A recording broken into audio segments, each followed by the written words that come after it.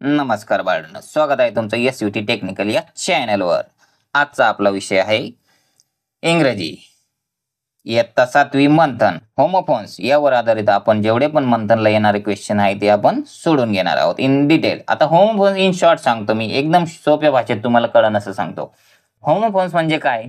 ज्या शब्दाचे उच्चार आणि ध्वनी समान असतात, म्हणजे असा शब्द की ज्याचे उच्चार दोन्ही पण सारखे येतात पण त्यांचा अर्थ वेगळा असतो, त्याला म्हणतात होमोफोन्स।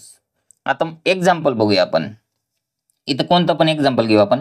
वेट म्हणजे ओले आणि वेट म्हणजे वजन, सेम उच्चार आहे का नाही, पण त्यांचा अर्थ वेगळा आहे, त्याला म्हणतात होमोफोन्स। आता यावर आधारित वेळ न वाया घालवता आपण क्वेश्चन सोडून घेऊया। आता फर्स्ट क्वेश्चन काय आहे? Complete the following sentence using correct word. They went to dot dot the circus. काय? सी म्हणजे बघणे, सी म्हणजे समुद्र आणि SW म्हणजे सी, हे झालं बघणे। शी म्हणजे ती आणि से म्हणजे वेगळंच। Okay, they went to see the circus. 2 नंबरचा पर्याय आपला बरोबर आहे।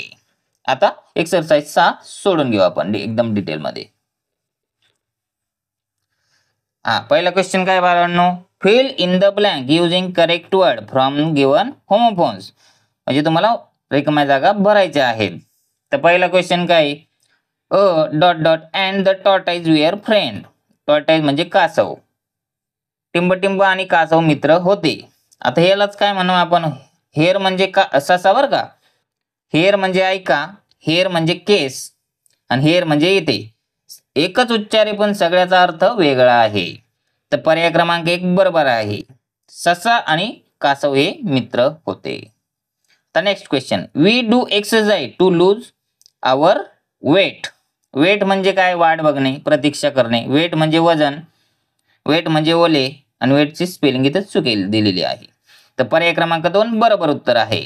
इथं हे बघा, वेट आणि वेट तिन्ही शब्दाचा अर्थ उच्चार एकच होतो पण अर्थ वेगळा आहे, त्यालाच आपण होमोफोन्स म्हणतात। आता आपण नेक्स्ट क्वेश्चन कडे जाऊया। काय आता question? Mahatma Gandhi struggle for dash dash. म्हणजे कशासाठी स्ट्रगल केला त्यांनी? महात्मा गांधींनी यासाठी संघर्ष केला। कशासाठी संघर्ष केला ते बघूया आपण। पीस म्हणजे शांतता, पीस म्हणजे तुकडा। बघा स्पेलिंग मध्ये फक्त फरक आहे, उच्चार एकच आहे। पीस म्हणजे वाटाणे बरं का, पेस म्हणजे वेग। तर याच्यामध्ये पहिला पर्याय आपला बरोबर आहे। शांततेसाठी महात्मा गांधींनी संघर्ष केला। 2 नंबरचा क्वेश्चन बघूया आपण। रोहित इज टिंब किंवा dash dash because of favour. Rohit काय झालाय? वीक झालाय। कशामुळे? बिकॉज फेवर, ताप आलाय त्यामुळे रोहित कमकुवत बनला आहे। तर वीक म्हणजे काय? आठवडा, बरोबर। इथं स्पेलिंग वीकची वेगळी आहे, वीक म्हणजे कमकुवत। वीक इथं स्पेलिंग चुकीची दिली आणि वेक म्हणजे उठणे। तर 2 नंबरचा पर्याय आपला बरोबर आहे, वीक म्हणजे कमकुवत। रोहित कमकुवत बनला आहे कारण त्याला ताप आला आहे। नेक्स्ट क्वेश्चन 5 नंबरचा, student want dash dash ball to play again. म्हणजे काय? विद्यार्थ्यांना टिंब बॉल पुन्हा चेंडू खेळायचा आहे। देअर तेथे, देअर आणि त्यांचे। तर 3 नंबरचा पर्याय आपला बरोबर आहे। Student want their ball to play again. Next question, Smita was crossing road dot dot zebra crossing. काय ना, आता बाय म्हणजे खरेदी करणे, बाय म्हणजे टाटा, आपण बाय बाय करतो बघा, त्याला म्हणतो आपण BYE बाय। बाय म्हणजे काय आहे? द्वारे आणि बे म्हणजे खाडी।